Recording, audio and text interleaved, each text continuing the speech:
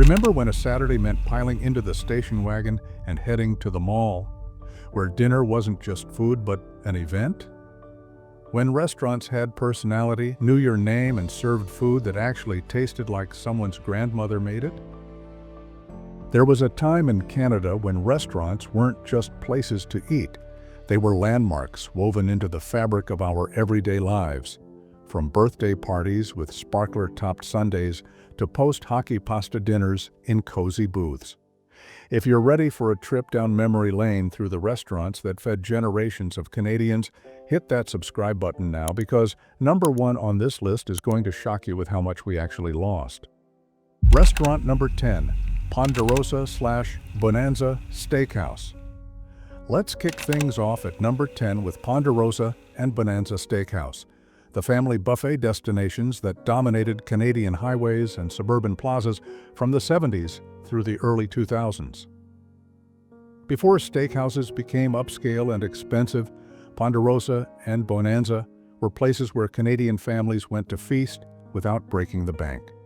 The concept was simple but brilliant: an affordable steak dinner complete with an all-you-can-eat salad bar that was practically a meal in itself. For kids, that salad bar was an adventure. You'd grab your plate, and suddenly you were in charge, building mountains of lettuce, drowning everything in ranch dressing, and sneaking extra croutons and bacon bits when your parents weren't looking.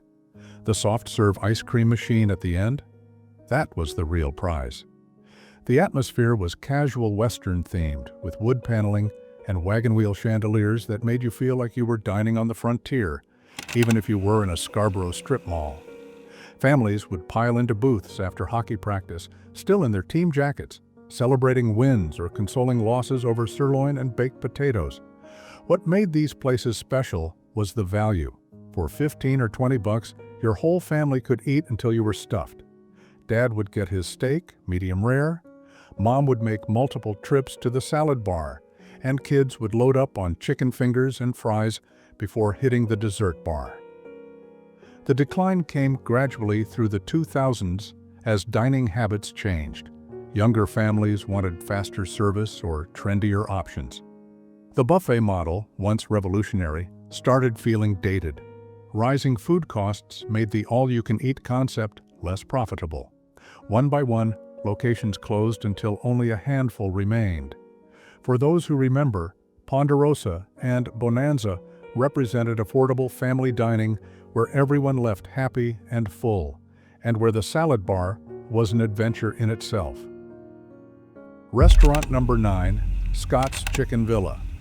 Coming in at number 9, Scott's Chicken Villa was the Ontario institution that made fried chicken a family affair from the 1960s through the 1980s.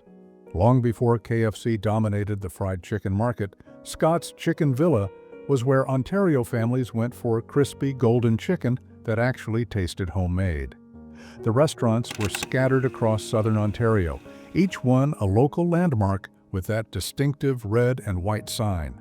The chicken was the star, pressure-fried to perfection with a coating that was crispy, without being greasy, seasoned just right, without being overwhelming.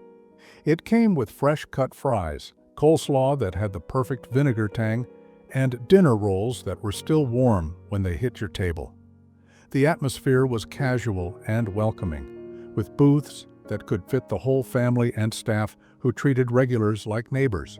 Birthday parties happened here, with kids getting special attention and maybe a free ice cream if they were lucky. What set Scott's apart was the consistency. Every location served the same quality chicken, made the same way, with the same sides. You knew exactly what you were getting, and it was always good. That reliability built loyalty that lasted generations. The chain began struggling in the 80s as American fast food giants expanded aggressively into Canada. KFC's marketing budget and franchise model were impossible to compete with. Scott's couldn't match their prices or their expansion speed. By the late 80s, most locations had closed, with the brand eventually disappearing entirely.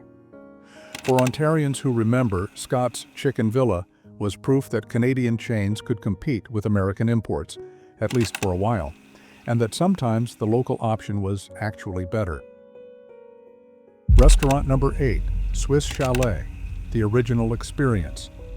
Now, Swiss Chalet still exists, so you might wonder why it's at number 8. But here's the thing, the Swiss Chalet of the 60s, 70s, and 80s was a completely different experience from what you get today. Back then, Swiss Chalet wasn't fast casual. It was a sit-down restaurant with real table service, cloth napkins, and an atmosphere that made a Tuesday night dinner feel special. The rotisserie chickens turned slowly in the window, visible from the street, drawing you in with the promise of that famous chalet sauce. The quarter chicken dinner was the standard order: juicy rotisserie chicken, fresh-cut fries, coleslaw, and a dinner roll, all served on real plates by waitresses who knew the regulars by name. The chalet sauce came in a small gravy boat, and you'd pour it over everything, that tangy, slightly sweet sauce that you couldn't get anywhere else. The restaurants had a distinct look: dark wood paneling, Swiss-themed decorations, and booths with high backs that gave each table privacy. It felt cozy and special, like dining at a ski chalet, even though you were in suburban Toronto or Ottawa. Birthday parties at Swiss Chalet were events. The staff would bring out a special dessert, sing happy birthday, and make you feel like the most important person in the restaurant.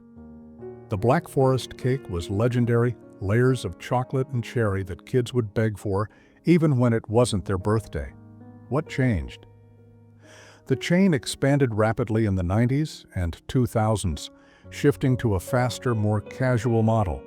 Table service became less personal. The atmosphere became more generic. The food stayed good, but the experience lost something intangible. The Swiss Chalet that exists today serves decent food, but it's not the Swiss Chalet that defined family dinners for generations of Canadians. That version, with its warmth and personality, has vanished as surely as any closed restaurant. Restaurant number 7, Mother's Pizza Parlor and Spaghetti House. At number 7, we've got Mother's Pizza Parlor and Spaghetti House, the Ontario institution that turned pizza night into an experience from the 1970s through the 1990s. Picture this: Hamilton, 1970.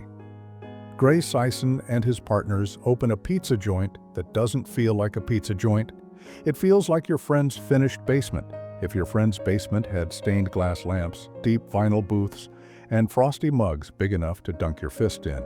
The vibe was half Italian bistro, half family rec room. You didn't just eat there, you settled in. Birthday dinners unfolded over shared pitchers. Minor hockey teams celebrated wins with pitchers of pop and towers of garlic bread.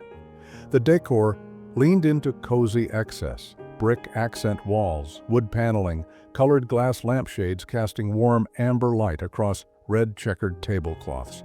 By the mid-80s, Mother's had exploded to over 100 locations across Canada, the United States, and even the UK. For a generation of small-town and suburban Canadians, Mother's wasn't a brand, it was the place. You could walk into one in Sarnia or St. Catharines and know exactly where the washrooms were, exactly how the house pizza would taste. The pizza itself was thick, loaded with toppings, and served on those distinctive wooden boards.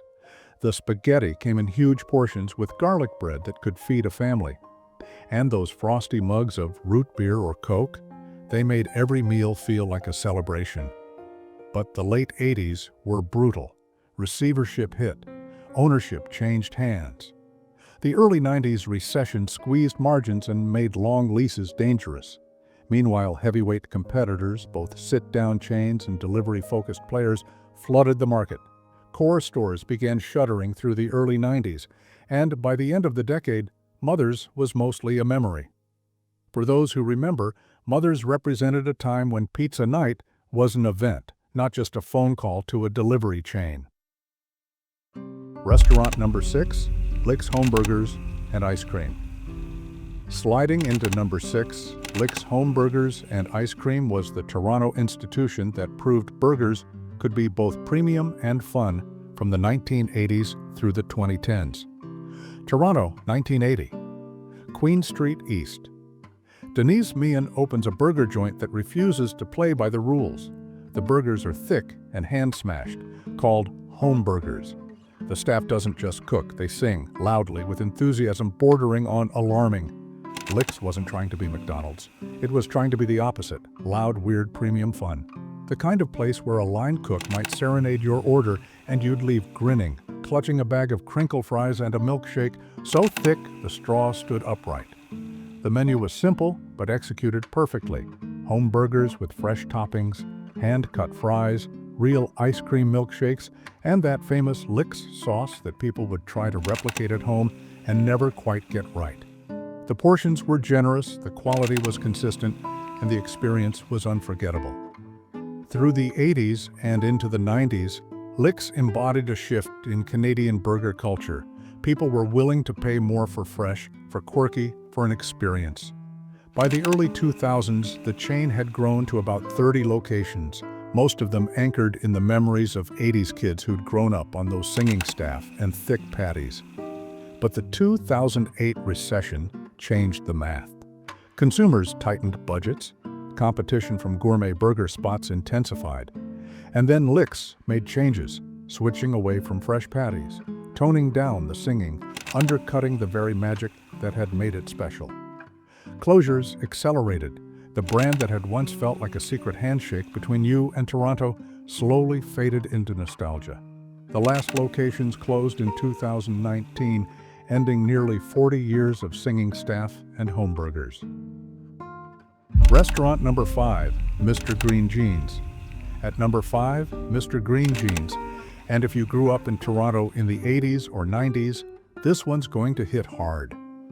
Opened in 1980 right inside the Eaton Center, Green Jeans was the ultimate mall-era family spot. Nachos served on hubcaps, sundaes so tall they needed architectural support, and a menu designed to make kids scream with joy and parents surrender their wallets with a sigh.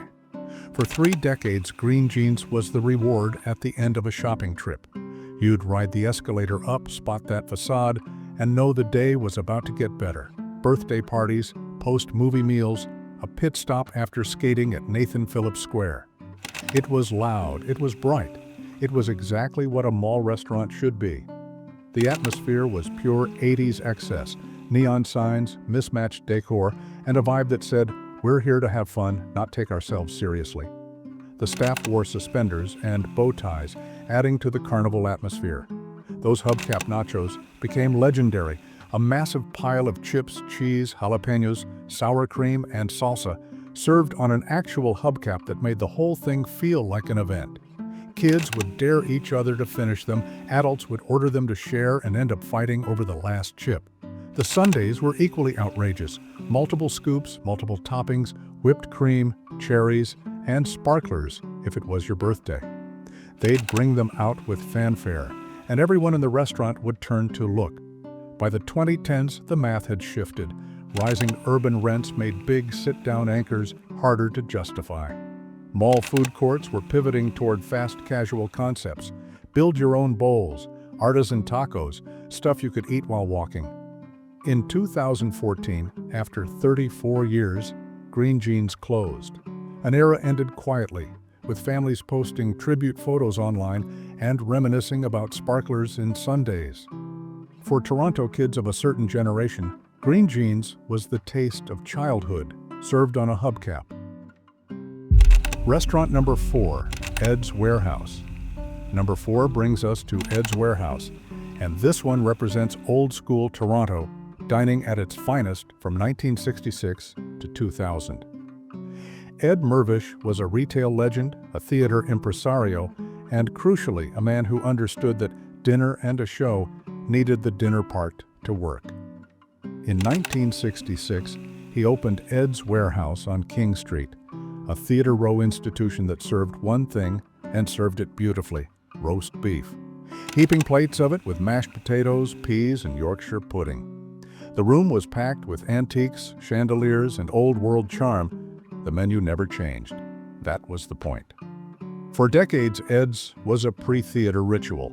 You'd book tickets to a Mervish production, then book a table at Ed's. The carving cart would roll by, the cutlery was heavy, the china was thick. Everything felt substantial, dependable, timeless. The atmosphere was unlike anything else in Toronto.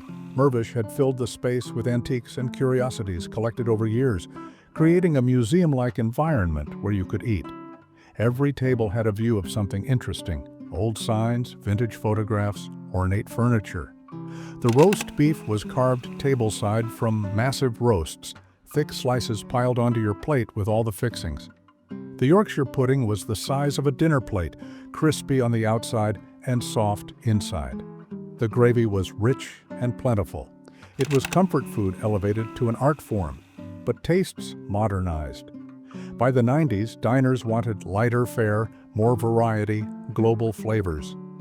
The fixed menu that had made Ed's charming started to feel out of step. As King West transformed, becoming hipper, younger, more eclectic, the Mervish family wound down the restaurant side of the empire. The last of the Mervish eateries closed by 2000. The magic of Ed's wasn't just the food. It was the ritual, the certainty, the sense that some things didn't need to change until they did. Restaurant number 3, Tucker's Marketplace, formerly Mother Tucker's. The bronze medal goes to Tucker's Marketplace, which started as Mother Tucker's food experience in 1976 and evolved into the buffet empire that defined family dining through the 80s and 90s. February 1976, the Prairies.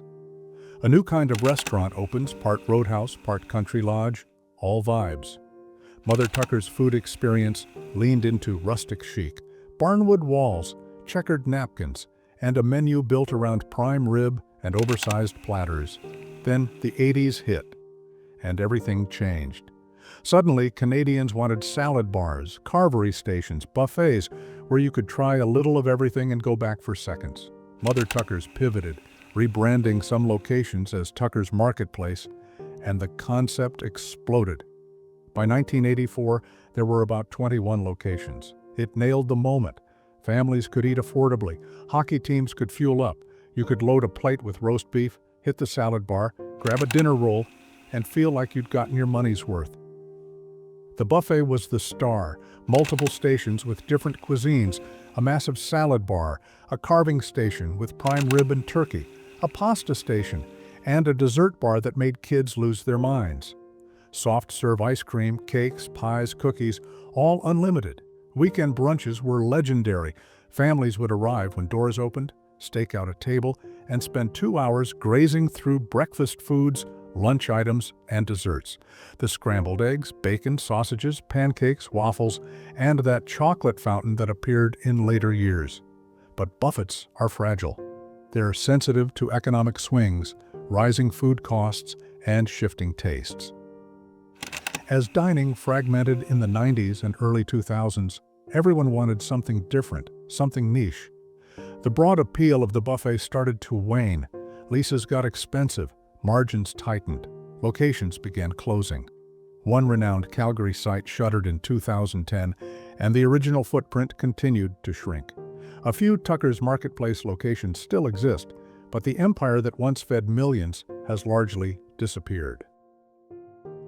Restaurant number 2, Fran's Restaurant. Coming in at number 2, Fran's Restaurant, the 24-hour Toronto institution that fed night owls, shift workers, and late-night revelers from 1940 to 2018.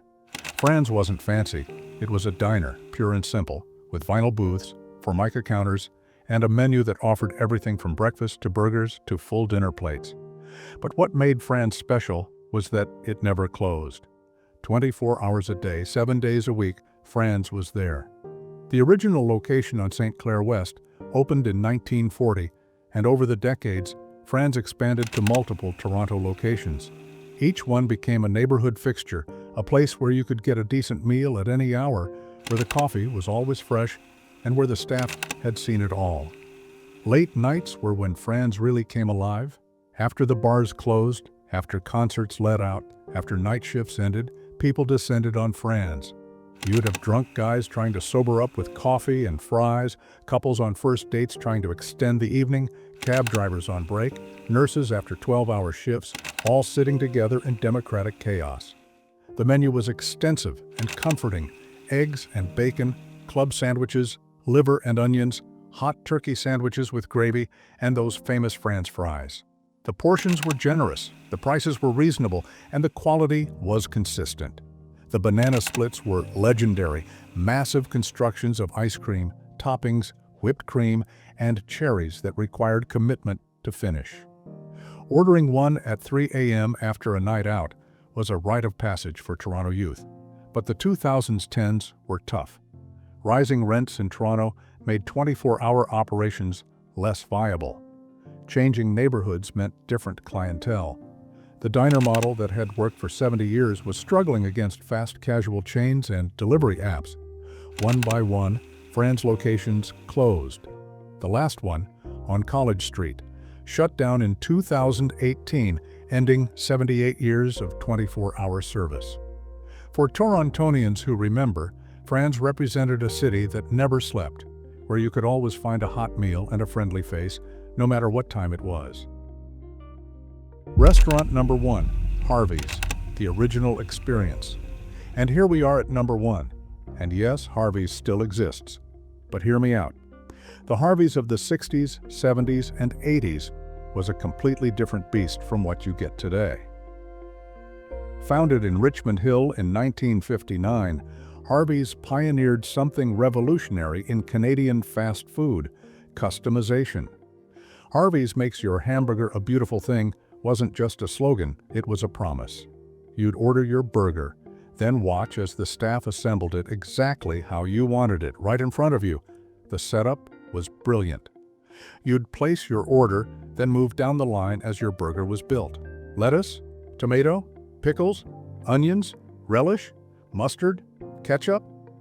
The staff would ask each question, and you'd say yes or no, creating your perfect burger. This was revolutionary in an era when McDonald's and Burger King gave you a pre-made burger, and that was that. Harvey's treated you like an individual, like your preferences mattered. That personal touch built fierce loyalty.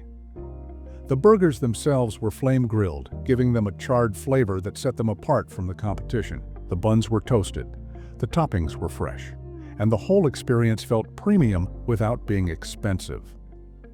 The original Harvey's locations had a distinct look, orange and brown decor, very 70s, with seating areas that encouraged you to stay and eat, rather than just grab and go. The atmosphere was casual and welcoming, a place where families felt comfortable and teenagers could hang out. What made Harvey's number 1 isn't just that it was a great burger chain. It's that it represented Canadian innovation in fast food, proving we could compete with American giants by doing things our own way. The customization model that Harvey's pioneered is now standard across the industry, but Harvey's did it first. The Harvey's that exists today is owned by a conglomerate, serves pre-made burgers in many locations, and has lost much of what made it special. The customization is still there in theory, but the experience, the atmosphere, the sense that you were getting something uniquely Canadian, that's largely gone. For Canadians who remember the original Harvey's, it was proof that we could do fast food better than the Americans. That personal service and quality could coexist with speed and affordability. That version of Harvey's, the one that made your hamburger a beautiful thing, has vanished as surely as any closed restaurant. There you have it, 10 vanished restaurants that shaped how Canadians ate, where we gathered, and what made our neighborhoods feel distinctly Canadian. From coast to coast, family diners to mall landmarks, each one tells a story of changing times and lost traditions. Which one hits your nostalgia button hardest? Was it Mother's frosty mugs, Green Jean's hubcap nachos, or Fran's 24-hour comfort? Drop your memories in the comments below. And if you enjoyed this trip through Canadian restaurant history, hit that subscribe button and ring the notification bell. Next week, we're diving into vanished Canadian grocery stores. And trust me, if these restaurants got you nostalgic, that one's going to hit even harder. Thanks for watching. And remember, the best meals aren't just about the food. They're about the memories we made while eating them.